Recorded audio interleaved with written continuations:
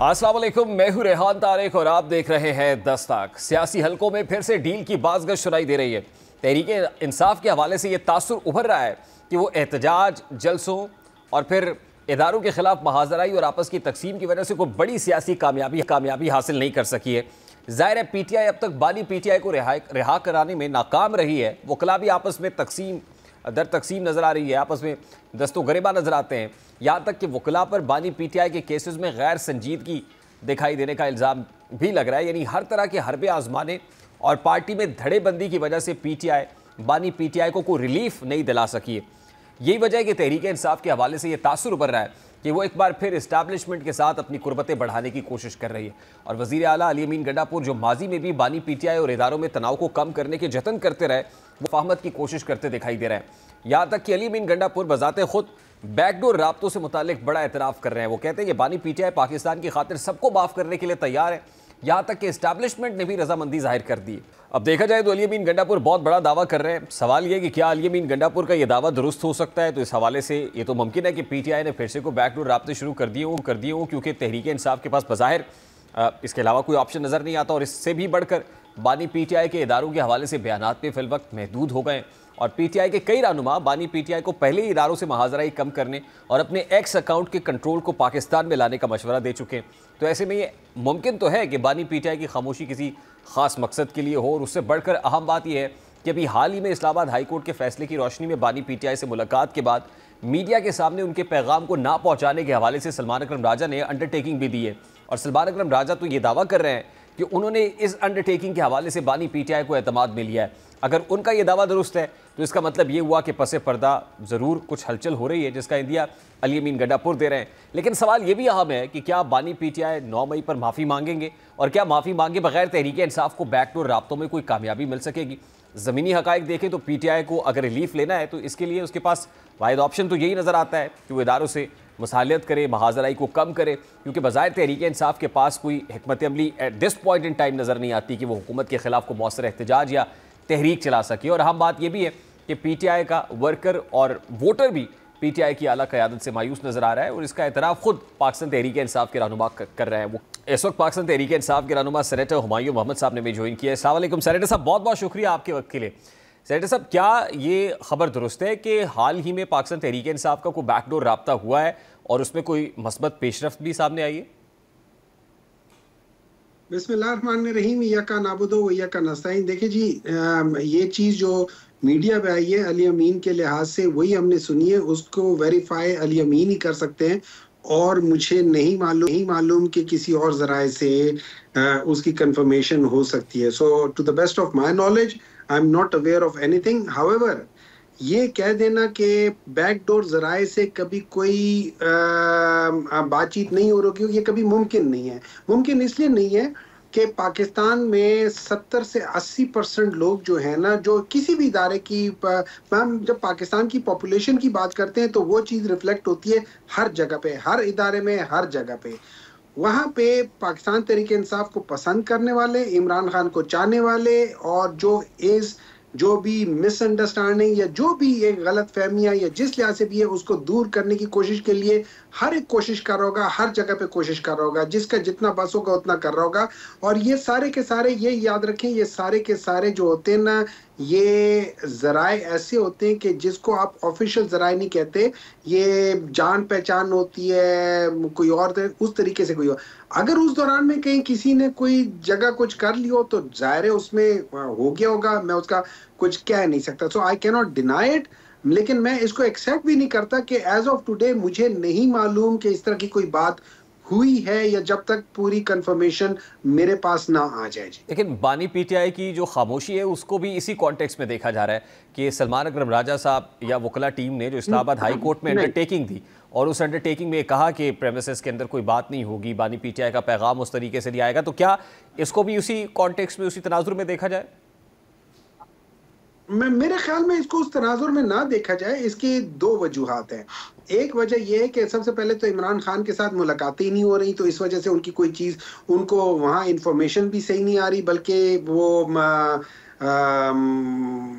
अतर काजमी साहब तो किसी पीटीआई के किसी सीनियर बंदे का रेफरेंस दे रहे थे, लेकिन वो ये कह रहे थे अपने उसमें वीलॉग में कह रहे थे कि इमरान खान को तो शायद अखबार भी जरा डिफरेंट मिलता है या जो भी है, व्हाटएवर इट इज, सच है झूठ है जैसे भी है उसको छोड़ दें आप। लेकिन जो बात सलमान अकरम राजा ने की है, मेरे ख्याल में उसके पीछे एक चीज ये है कि हमारे अंदर बहुत सारे ट्रोजन हॉर्सेस हैं, मतलब इस तरह के लोगों को डाला हुआ है कि जो पीटीआई बनकर उल्टी सीधी बातें भी कर जाते हैं।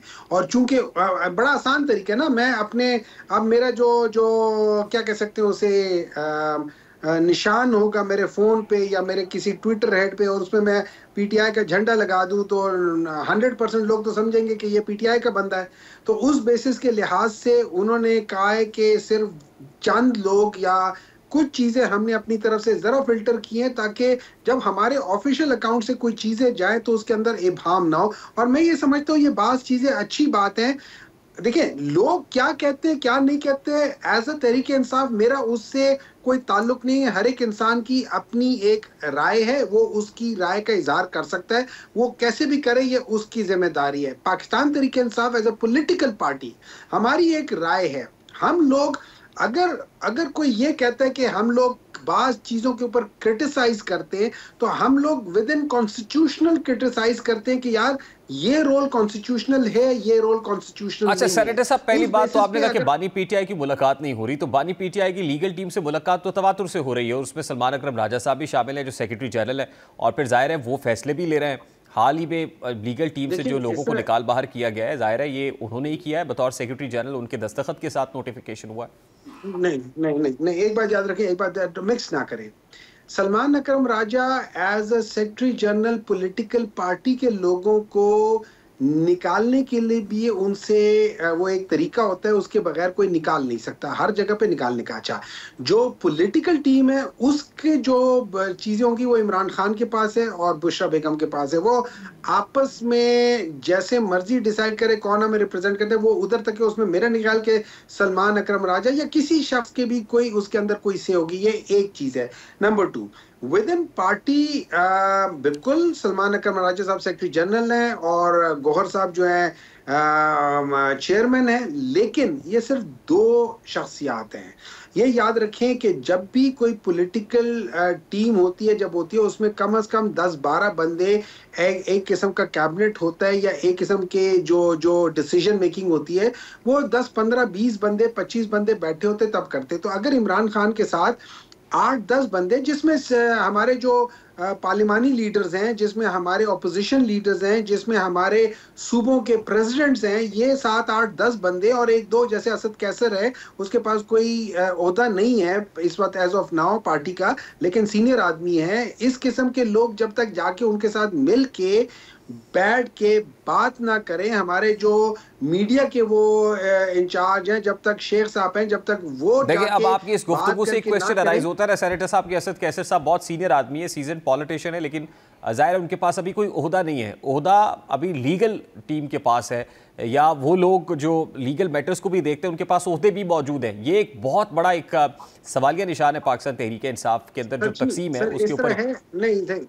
नहीं तकसीम नहीं है, इस तरह है, आप चाहे किसी भी पॉलिटिकल पार्टी, कोई भी पॉलिटिकल पार्टी है, उनकी जो कैबिनेट होती है, जो पार्टी की कैबिनेट होती है, उसमें देखिए उसमें एमएनएस भी होंगे, उसमें मिनिस्टर्स भी होंगे, उसमें पार्टी के ओहदेदारान भी होंगे और उसमें ऐसे भी लोग होंगे जिनके पास कोई ओहदा या इस किस्म की कोई चीज नहीं है लेकिन वो पुराने कारकुन हैं। देखिए असद कैसर स्पीकर रह चुके हैं, असद कैसर केपी के प्रेसिडेंट रह चुके हैं, असद कैसर ये, तो इस लिहाज से असद कैसर का एक बहुत बड़ा रुतबा है पार्टी के अंदर।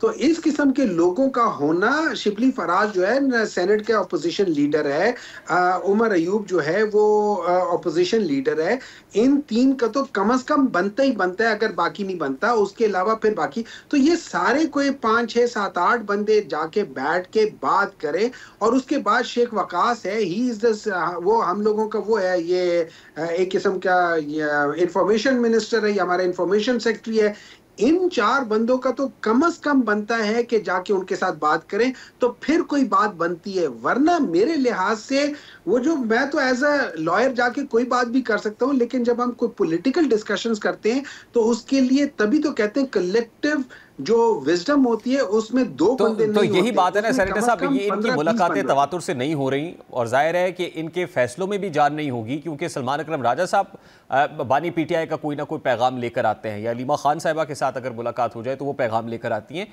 तो बानी पीटीआई का पैगाम तो इन लोगों के जरिए से आ रहा है जो लीगल टीम है, क्योंकि मुलाकात ही वकला से हो रही है। देखिए देखिए मैं आपको बात बता, देखिए हर एक, मैं एक बात बताता हूँ, आप मुझे कोई बात करेंगे ना, मेरा अपना एक बैकग्राउंड है, मेरी अपनी एक सोच है, मेरे अपनी एक आइडियोलॉजी है, ठीक है, और हर इंसान की दूसरे से फर्क होती है। अब आप जब मुझे बात करेंगे, मैं उसको कैसे कॉम्प्रीहेंड करता हूँ, कैसे समझता हूँ, वो मेरे तक है।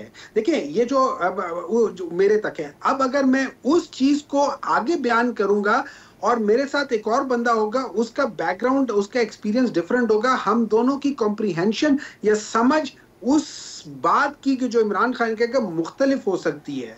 तो इस वजह से उन उन चीजों को, और पाकिस्तान के लिए ये बहुत बेहतर है कि इस किस्म के इबाहम पैदा ना हो। वरना जब इस किस्म के इबाहम पैदा होते हैं, हमारी पार्टी को, मैं ट्रस्ट कर मैं बता देता हूं, हमारी पार्टी को कोई नुकसान नहीं है। हमारी पार्टी की सारी जो है ना, वो हमारी पार्टी में आप ये समझ लें कि इलेक्टेबल्स नहीं है। हमारी पार्टी लोगों को इलेक्टेबल्स बनाती है। तो आज हम सारे के सारे 100, 150, 200 जो इस वक्त पार्लियामेंट में बैठे हट जाएं और कल को इलेक्शन होगा तो 100, 150, 300 बंदे बिल्कुल नए आ जाएंगे और जीत जाएंगे। सो इस वजह से आप पीटीआई को कोई नुकसान नहीं है। हाँ, नुकसान बाकी मुल्क को हो सकता है, उस इबाहम का नुकसान बाकी मुल्क को हो सकता है। सेनेटर साहब, अभी जो बैकडोर बातचीत हो रही है, जैसे अलीमीन गंडापुर साहब ने कहा कि, और आपने भी इसकी इंडोर्स तो किया कि वो जारी रहती है, इसको लीड कौन कर रहा है? गंडापुर साहब ही लीड कर रहे हैं, और अगर गंडापुर साहब लीड कर रहे हैं और उनका स्टेटमेंट दुरुस्त मान लिया जाए तो क्या बानी पीटीआई 9 मई पर माफी मांगने को तैयार हो गए, जैसे एस्टैब्लिशमेंट जिस पर राजी भी हो गई? देखिए मेरा नहीं ख्याल के जो अली अमीन ने बात की है उसमें उसने कहा है कि इमरान खान ने आम माफी का ऐलान किया है, उन्होंने माफी नहीं मांगी। This is what I understand, मेरी ये समझ है। उन्होंने कहा है कि वो किसी से बदला नहीं लेंगे, क्योंकि इन सब की हालत पतली है कि अगर वो आ गया वापस तो इन सब के साथ बड़ा बुरा होगा। नहीं, लेकिन उनके स्टेटमेंट का दूसरा हिस्सा भी है ना, कि मैं किसी को कुछ नहीं कहूंगा, मेरी तरफ से सब माफ है, ये मेरी समझ है। नहीं, इस वक्त बानी पीटीआई क्या कह सकते हैं? दूसरा स्टेटमेंट का जो हिस्सा है वो ये कि एस्टैब्लिशमेंट भी राजी हो गई है, तो जाहिर है वो 9 मई पर माफी राना सनाउल्लाह साहब ने रिसेंटली कहा ना कि इमरान खान साहब बाहर आ सकते हैं अगर 9 मई के ऊपर माफी मांग ले, तो जाहिर है ये बात राना सनाउल्लाह यानी हुकूमत भी कर रही है, एस्टैब्लिशमेंट भी कर चुकी है, और अब अगर अलीमीन गंडापुर साहब कर रहे हैं तो क्या वाकई ये हो भी गया है? देखिए ऐसा है, जब आप राना सनाउल्लाह को कोट करते हैं ना, तो मैं इसलिए उनके ऊपर यकीन नहीं करता हूं कि वो हर रोज एक नई बात करते हैं जो पहली बात को कॉन्ट्रडिक्ट करती है। तो मुझे समझ नहीं आती। मेरे ख्याल में शायद जिस दिन वो जिस किस्म का खाना खाते हैं उसका जो असर होता है ना, उस असर के लिहाज से वो बात कर जाते हैं। तो उनकी अगर आप स्टेटमेंट देख लें, आप पिछले 1 महीने की स्टेटमेंट देख लें, उसमें हर जगह पे कॉन्ट्रडिक्शन एक दूसरे के साथ। तो इस वजह से मैं उसको तो वेटेज दूंगा ही नहीं। अब बात आ जाती है अली अमीन गंडापुर की। अली अमीन गंडापुर ने जो बात की है, अगर उन्होंने कहा कि एस्टैब्लिशमेंट मान गई है, तो फिर आप अली अमीन से पूछें कि क्या एस्टैब्लिशमेंट मान गई है या नहीं मान गई। लेकिन अगर आप मुझसे मेरे दिल से पूछें तो इस मुल्क के लिए सबसे इंपॉर्टेंट चीज है कि आप इमरान खान, जो कि पाकिस्तान की सबसे एज ऑफ, हालांकि हमारे इस वक्त बहुत सारे जो हमारे वोट हैं उनको छीना गया है, हमारी सीटों को छीना गया है, हमारे रिजर्व सीट्स हमें नहीं मिली, फिर भी पार्लियामेंट में सबसे बड़ी जमात हमारी है। सेनेट में हमें हमारी सीटें नहीं दी गई है, फिर भी हम सबसे बड़ी जमात में से एक हैं। इस सबसे बड़ी जमात के सरबराह को बैलेंस करना और उसको मतलब सिस्टम में लेकर आना इस मुल्क के लिए सबसे इंपॉर्टेंट चीज है। आप सोचिए, ये जो पीएमएलएन है और पीपल्स पार्टी वाले हैं, पाकिस्तान तहरीक इंसाफ को दहशतगर्द बनाने के चक्रों में है। ये डिक्लेयर करना चाहते हैं हम दहशतगर्द है, इसका मतलब है तो 80% मैं यही कह रहा हूँ ना कि ऐसे में क्या पीटीआई ने तय कर लिया कि इस्टेब्लिशमेंट के साथ अपने ताल्लुकात को उस्तवार रखना है और वो जो कह रहे हैं वो करना है ताकि हमारे ताल्लुकात में कोई मजीद दरार पैदा ना कर सके। अच्छा, very quickly then I have to take a break sir. ठीक है आप जरूर करें। मैं बताता हूँ, हमारे ताल्लुकात एस्टैब्लिशमेंट एज अ होल के साथ कभी खराब नहीं थे। हमारी बाज जगहों पे रिजर्वेशन है on the things the way it was done. हमारे ताल्लुकात खराब नहीं है। इमरान खान ने हमेशा कहा है ये आर्मी भी मेरी, ये मुल्क भी मेरा, और उन्होंने कहा अगर किसी को करना पड़ा तो मैं उसके लिए कुर्बानी दूंगा, और ये सारी चीजें अपनी जगह पे है। लेकिन बहुत सारी चीजों के ऊपर हमारी जो एस्टैब्लिशमेंट है उनके बहुत, अगर आप बैक में जाके देखें, बहुत सारे डिसीजंस के ऊपर शायद आपको भी मुझे भी और उनके अंदर से भी लोगों को इख्तिलाफ होगा। That doesn't mean I am against them. ठीक, बहुत बहुत शुक्रिया सेनेटर हुमायूं मोहम्मद साहब आपके वक्त के लिए। ब्रेक के बाद वापस आते हैं।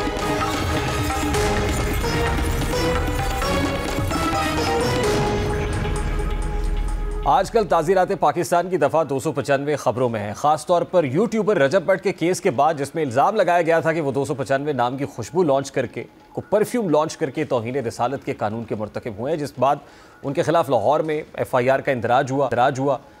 FIR में पेका एक्ट और मजहबी जज्बात मजरू करने की दफ़ात शामिल की गई हैं। उन पर इल्ज़ाम आयद है कि उन्होंने अपने बयानात से दफ़ा 295A और 295C 295C की तौहीन की है।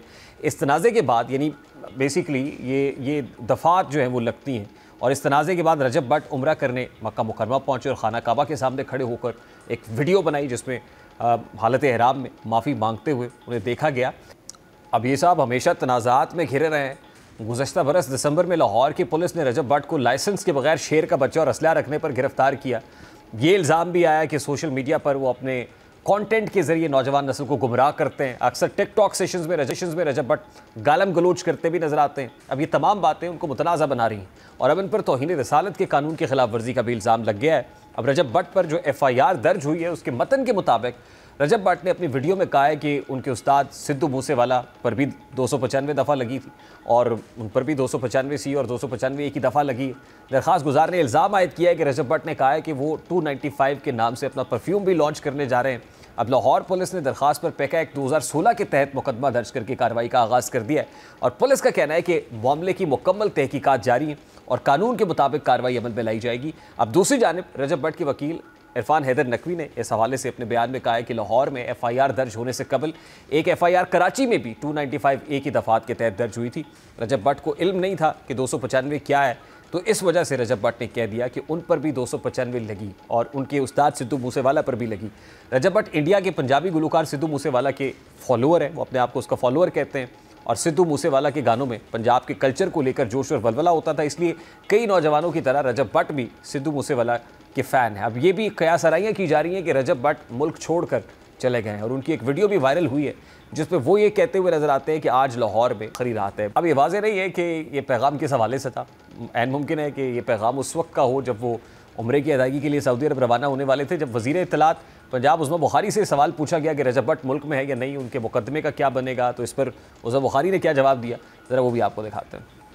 मुझे नहीं मालूम कि जी वो रवाना हो गया नहीं रवाना हो गया, इस हवाले से हुकूमत का लेना देना तो इसमें नहीं है। मेरे ख्याल FIR भी दर्ज हो गई है तो कानून अपना रास्ता लेगा।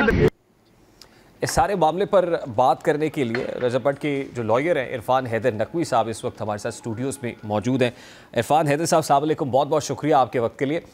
सबसे पहले तो यही सादा सा सवाल है जो उस्मा बुखारी साहब से भी किया गया कि मुल्क छोड़कर रजब भट्ट चले गए यहाँ से। जी, वो उम्रा की अदायगी के लिए गए हुए थे, बाकी मेरे इल्म में नहीं है कि वो पक्के चले गए हैं या उन्होंने वापस आना। नहीं, आपकी लास्ट जो कॉन्वर्सेशन हुई है, इंटरेक्शन हुआ पर्टिकुलरली इस FIR के इंदराज के बाद, तो क्या स्ट्रैटेजी है, क्या करना है? इस FIR के लिए जो स्ट्रेटजी है वो उनकी पूरी पब्लिक के सामने वाज़े है कि वो उलमाए कराम से दरख्वास्त करते नज़र आते हैं हमेशा कि मेरी इंटेंशन ये नहीं थी जो तौहीन रिसालत के कानून की तौहीन नौज़ुबिल्लाह में नहीं कर सकता। कुरान पाक में भी हल्फ दे चुके हैं, खाना काबा के सामने खड़े होकर भी उन्होंने कस्में खाई हैं कि मैं उलमाए कराम से गुजारिश करता हूँ, तमाम मुसलमानों से गुजारिश करता हूँ मेरे लिए दिल साफ़ करें और मैं इस तरह की कोई हरकत नहीं कर सकता। मैं रसूलुल्लाह की ज़ात पे अपनी जान, अपना माल, अपनी औलाद सब कुछ कुर्बान करने को तैयार हूँ और ये मेरा अकीदा और यकीन कामिल है। नहीं, ये बड़ा सेंसिटिव मामला है, आपको पता है, बड़ा हसास मौजू है और हसास मामला है। इस हवाले से क्या आपने भी रहनुमाई नहीं की थी, गाइड नहीं किया था कि पर्टिकुलरली इसको इस तरीके से इस कॉन्टेक्स्ट में ना करें? देखिए, व्यूज़ आते हैं, अपना कंटेंट आप क्रिएट करते हैं, कतई नज़र इस बात से कि मॉरली, एथिकली वो दुरुस्त है या नहीं है, नौजवान नस्ल उससे कोई उससे बेहतर हो रही है या ख़राब हो रही है, कतई नज़र इस बात से, लेकिन ये पर्टिकुलर मैटर बड़ा सेंसिटिव है, तो इस हवाले से आपकी गुफ्तगू हुई थी? इसका बैकग्राउंड एक और चीज़ है कि उन्हें पता नहीं था कि पाकिस्तान में इस कानून में क्या लिखा है, ब्लास्फेमी के कानून उन्हें अब पूरी आवाम को नहीं पता होते। बेसिकली वो एहतराम सरकार रिसालत इमाम सल्लल्लाहु अलैहि के हवाले से हर मुसलमान के दिल में एक जज्बा ज़रूर है, मगर उन्हें कानून की मखसूस शिकों के हवाले से नहीं इल्म होता कि ये शिक नंबर कौन सी है, दफ़ा नंबर कौन सी है। जैसे 295 से आनवर्ड 298 तक ब्लास्फेमी के कानून है और सज़ाएँ हैं उसमें, तो आम आवाम को तो नहीं खबर होती, तो उसे भी इल्म नहीं था। उसने सिद्धू मूसेवाला से इंस्पायर इसलिए है वो, और काफ़ी नौजवान इंस्पायर हैं, जैसे जनाब ने फरमाया अपने इंट्रोडक्शन में कि वो पंजाब के कल्चर को लेके ज़्यादा वलवले अंगेज़ गाने गाते थे, तो इसलिए लोग उनसे मुतासिर हैं, लोग उनको इंस्पायर हैं उनसे। तो 295 उनका एक गाना था जिसके नाम पे उसने एक अपनी प्रोडक्ट लॉन्च की, जो खुशबू की थी, परफ्यूम लॉन्च किया। अब अनजाने में उससे 295C कहा गया है। 295A की FIR कराची में हुई थी, उसके इल्म में नहीं था कि 295C भी कोई चीज़ होती है। उन्होंने कहा 95C भी हुई है, सुनने होएगा उन्हें। तो इस हवाले से फिर जो ही उसे इल्म हुआ, उसने कुरान पाक हाथ में लेके तमाम दोस्तों को एतमाद में लिया और अल्लाह ताला के यहाँ तौबा की। अब उलमाए कराम से दरख्वास्त कर रहा है कि आप इस हवाले से मेरी मदद फरमाएँ। काफ़ी उलमाए कराम, मुफ्ती तारिक मसूद साहब ने भी ये कहा है कि काफ़ी लोग बेगुनाह हैं जो इस कानून की शिकंजे में हैं। उलमाए कराम को इसमें मैं भरपूर गुजारिश करूँगा कि उनको अपना किरदार अदा करना चाहिए। What have you decided now? Legally contest करना है इस मुकदमे को या फिर किसी और रूट को लेना है? देखिए, क्योंकि FIR का इंदराज तो हुआ हुआ है जी, अब क्या करेंगे? कंटेस्ट करेंगे इसको? देखिए, ये तो भट्ट साहब रोज़ एक वीडियो बयान जारी करते हैं कि मेरी गुजारिश है उलमाए कराम से। आज भी उनकी एक वीडियो आई है कि मैं हाफिज़ साद रिजवी साहब से मैं दरख्वास्त करता हूँ कि मेरा इंटेंशन ऐसी नहीं थी, सहवन ऐसा हो गया मुझसे। 295C का सिर्फ नाम लिया है। हाँ, ये बात मैं वाज़े करता चलूँ आपके सामने पूरे आपके तवज्जुह से कि 295C की हुर्मत पे उसने कोई बात नहीं की। उसने कहा सहवन, उसने कहा मुझ पे भी लगी है। उसने इसकी हुर्मत पे भी पूरे कसम खा के कहा है कि मैं इस कानून की हुर्मत का मुकम्मल पासदारी करता हूँ और मुझे मुकम्मल यकीन है, जैसे एक आम मुसलमान को यकीन होता है। नहीं, FIR का इंदराज होने के बाद जिसमें ताज़ीरात पाकिस्तान के साथ 295C लग चुकी है, फिर भी नहीं पता था 295C क्या है? 295C नहीं लगी, फखरी अंदाज में जो है वो ये बता रहे हैं। 295C उन पे लगी नहीं है, 295A लगी है। 295C अगर लगी होती तो हम सबसे पहले मुखालिफ होते उसके और उसके ख़िलाफ़ सज़ा का तयन करने वालों की मदद करते। अब एक इंसान जिसने कुरान पाक हाथ में लेके अल्लाह के हुज़ूर, रसूलुल्लाह के हुज़ूर तौबा का और माफ़ी का गुजारिश की है और उलमाए कराम से अपील की है कि आप मेरी मदद फरमाएं, मैं इस हवाले से मेरी कोई नीयतन कोई ऐसी गलती नहीं है।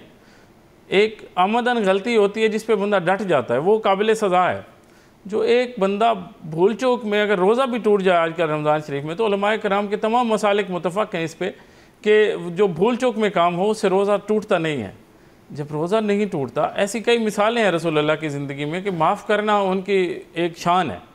रहमतल लिल आलमीन जिस हस्ती का नाम है, जिस हस्ती को कुरान पाक में अल्लाह ने कहा है वमा अरसलनाका इल्ला रहमतल लिल आलमीन, कि मैं आपको सिर्फ रहमतल लिल आलमीन बनाकर भेज गया। अब आपने कौन सा रूट लेना है? मेरा सवाल वही है, लीगली इसको परसू करेंगे, कंटेस्ट करेंगे या फिर दरख्वास्त करेंगे उलमाए कराम? उलमाए कराम से पहली दरख्वास्त ये है कि उस पर अपना कंसेंसस करके उसको देखें और उसको माफ़ फरमाएँ कि अल्लाह ताला की ज़ात भी माफ़ कर देती है, रसूलुल्लाह भी रहमतल लिल आलमीन है, तो उलमा को भी वो शान दिखानी चाहिए कि एक इंसान की जान का मामला है। ठीक, तो अगर वो डट जाता तो फिर वो काबिल सज़ाए मौत था।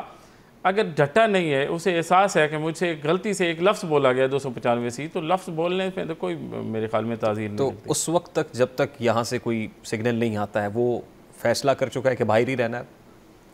ये फ़ैसले क्या मुझे उन्होंने आगाह नहीं किया, लेकिन बाहर रहना चाहिए जब तक ऐसी चीज़ें होती हैं।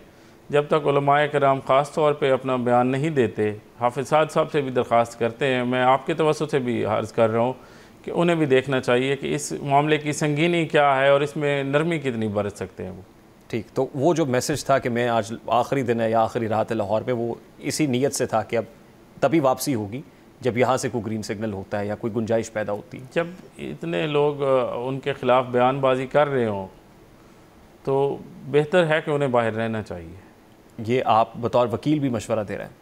मैं तो यही कह रहा हूँ कि पाकिस्तान का इमेज भी इसी में बेहतर रहेगा कि यहाँ कुछ ऐसा इंसिडेंट ना हो जब तक उलमाए कराम अपना बयान जारी ना फरमाएं। काफ़ी मुफ्तियान कराम, काफ़ी उलमाए कराम ने इसी मामले को लेके बयान किया है, शिया सुन्नी उलमाए कराम ने, कि उस पर ये नहीं लगती ताज़ीर, उसने अनइंटेंशनली जो कहा है इस्लाम में इसकी गुंजाइश है और उसे माफ़ कर दिया जाए। ठीक, लास्टली जो कंटेंट ज़ाहिर है जिसके जो ऑब्जेक्शनेबल कंटेंट होता है, क्योंकि हमने जैसे बहुत सारी एग्जांपल्स कोट की कि शेर का बच्चा रखने पे या असलहा रखने के ऊपर या दीगर और भी कंट्रोवर्शियल मामला हैं जिस पे कानून की गिरफ्त में पहले भी आ चुके हैं, तो कोई मशवरा इस हवाले से देंगे या आप कहें कि नहीं ठीक है क्योंकि बतौर लॉयर खिदमात तो लेते रहते हैं? नहीं, मैं ये कहूँगा कि इस सोसाइटी पे बहुत बड़े इन्फ्लुएंसर हैं, वो नौजवानों पे भी असर पड़ता है। तो मैंने तो पहले अपने इंटरव्यूज़ में कहा है, उन्हें भी पर्सनली मेरी रिक्वेस्ट है कि इसमें कंटेंट गाइड रखें, वो कंटेंट एडवाइज़र रखें कि जो भी कंटेंट क्रिएट करते हैं उसमें कोई ऐसा वायलेंस नहीं होना चाहिए और उनकी शख्सियत के लिए भी यही बेहतर होगा। और ज़ाहिर है ये बहुत इंपॉर्टेंट है कि जब आप इन्फ्लुएंसर हैं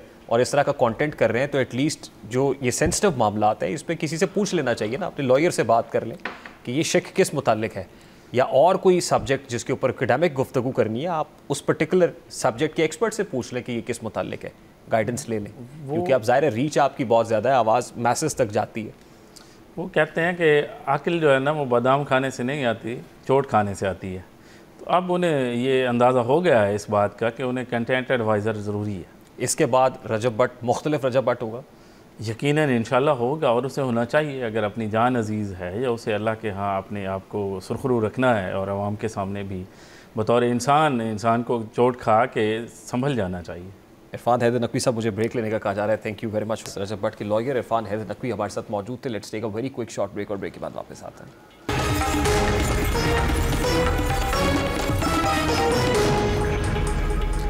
इसराइल की तरफ से फ़लस्तीन पर जुल्म और जबर पर मबनी बम और बारूद की बारिश का हर कतरा खून और तबाही का सामान पैदा कर रहा है।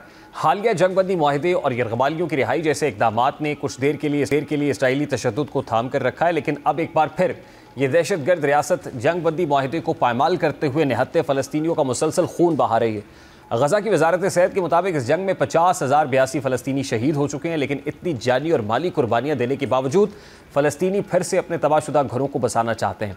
लेकिन ये जालिम रियासत फ़लस्तीनियों को इससे रोकने के लिए कत्लो गारत का बाजार गर्म कर रही है। आज भी इसराइली दरिंदगी के नतीजे में फ़लस्तीनियों का खून नाहक बहाया गया है। आज इसराइल ने मार्केट समेत गज़ा के मुख्तलिफ इलाकों पर हमला करके मज़ीद 40 फ़लस्तीनियों को शहीद कर दिया है। अक़वाम मुत्तहिदा की तरफ से गैर कानूनी करार दिए जाने के बावजूद इसराइल ने दरियाए उर्दन के किनारे और दीगर मकबूजा अरब इलाकों में 7 से 8 लाख यहूदियों पर मुश्तमिल बस्तियाँ तामीर कर रखी हैं। गज़ा के बाद अब मगरबी किनारे में भी इसराइल फ़लस्तीनी आबादियों को निशाना बना रहा है ताकि मगरबी किनारे में भी गज़ा जैसे हालात पैदा करके फ़लस्तीनियों के इनखला का जवाब पेश किया जा सके। गैर मुल्की खबर रसा इदारे के मुताबिक इसराइल की जानिब से राशन तकसीम करने वाले मरकज़ पर भी बमबारी की गई है। मीडिया रिपोर्ट्स के मुताबिक 3 हफ्तों से गज़ा में हर तरह के इमदादी सामान की तरसील रोके जाने से फ़लस्तीनी रमज़ान में शदीद भूख और अफलास का शिकार हो चुके हैं। इस हवाले से अक़वाम मुत्तहिदा का कहना है कि इसराइल ने 80% से ज़ायद इमदाद की नकलो हमल रोक रखी है, जिसकी वजह से ग़िज़ाई किल्लत पैदा हो गई है। जबकि वर्ल्ड फूड प्रोग्राम ने गज़ा में ग़िज़ाई किल्लत पर तशवीश का इजहार करते हुए कहा है कि जंग दोबारा शुरू करने से गज़ा में फिर शदीद भूख का खतरा मंडला रहा है। गैर मुल्की ज़राए इब्लाग के मुताबिक वर्ल्ड फूड प्रोग्राम का कहना है कि 3 हफ्ते से ज़ायद हो गए हैं, लेकिन गज़ा में खुराक की फराहमी अब तक मुमकिन नहीं हो सकी है। ये एक अलमिया है जो एक बार फिर जन्म ले रहा है और ज़रूरत इस अमर की है कि अक़वाम मुत्तहिदा इस पर नोटिस ले और इस अलमिया को जन्म लेने से रोका जा सके। एक ब्रेक लेते हैं, ब्रेक के बाद वापस आते हैं।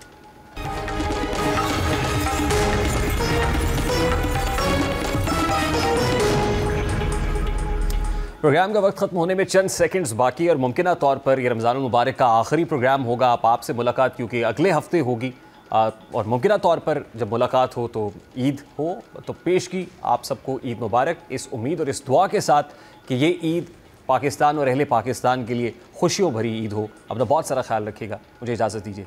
अस्सलाम वालेकुम।